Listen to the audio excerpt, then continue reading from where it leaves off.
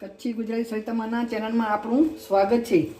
આજે હું એલોવેરાનું આ આખું પાંદડું આ લઈ આવી છું। એને આ બરાબર ધોઈ નાખવાનું ને આવી રીતે બરાબર ધોઈ નાખવાનું, પછી સાઈડોમાંથી આપણે આ કટ લગાવી લઈએ। હવે આ ધોઈ લીધું છે, આવી રીતે આગળનો ભાગ આપણે આમ કાઢી નાખીએ ને સાઈડમાંથી આપણે આ કાંટા જેવું છે એ આપણે આમ બે સાઈડથી આપણે કાઢી લઈએ આપણે। હવે આ ઉપરની આ છાલ આપણે એક સાઈડની ઉપરની આ ઉપર છાલ છે એ બરાબર આપણે કાઢી લઈએ। છાલ નીકાળી, થોડી થોડી છાલ હોય તો વાંધો નહીં। હવે આપણે આ ચમચથી મદદથી અંદરનું આ બધું આ ઘર આપણે આમ કાઢી લઈએ, આમ બધું આવી રીતે કાઢી લઈએ। હવે એલોવેરાનું આપણે આ બધો પલ્પ કાઢી લીધું છે। હવે આપણે આ મિક્સચર જારમાં એડ કરી દઈએ અને એને લિક્વિડ જેવું બનાવી લઈએ પીસીને આપણે। આ એલોવેરાનું આપણે લિક્વિડ બનાવી લીધું છે।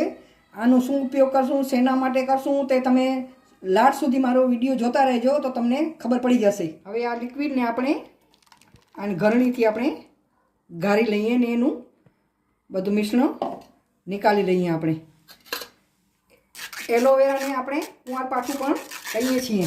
આ કુંવારપાઠાના બહુ જ ફાયદા છે અને ખૂબ જ ઉપયોગમાં આવે છે। આવી રીતે આપણે બધું કાઢી લઈએ। આ એલોવેરા સ્વાસ્થ્ય અને સૌંદર્ય માટે એક અમૃત સમાન છે। તે ખીલ અને ડાઘ અને ધબ્બા હોય તો એના ઉપર આપણે આ એલોવેરાની જેલ આપણે લગાવી શકીએ છીએ ને ડાઘ ધબ્બા દૂર કરવામાં ખૂબ જ મદદરૂપ થાય છે। ત્વચા ઉપર રેસીસ થઈ ગયા હોય, ખંજવાળ આવતી હોય તો એલોવેરાની જેલ લગાવીએ તો 3 દિવસમાં એને આરામ મળે છે।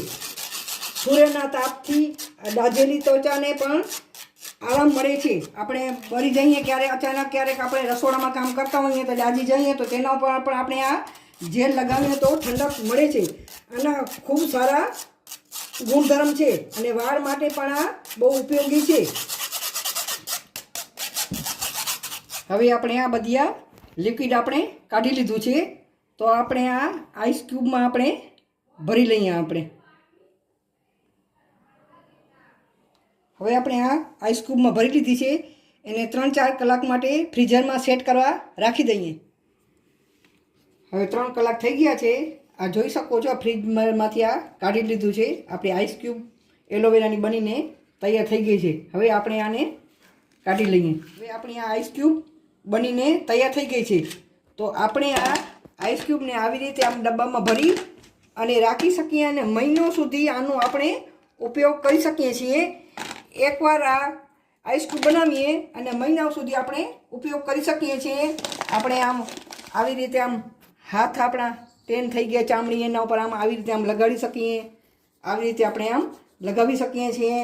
પછી આમ મોઢા ઉપર પણ આપણે આવી રીતે આમ લગાવી શકીએ છીએ। આના બહુ જ ગુણધર્મ છે।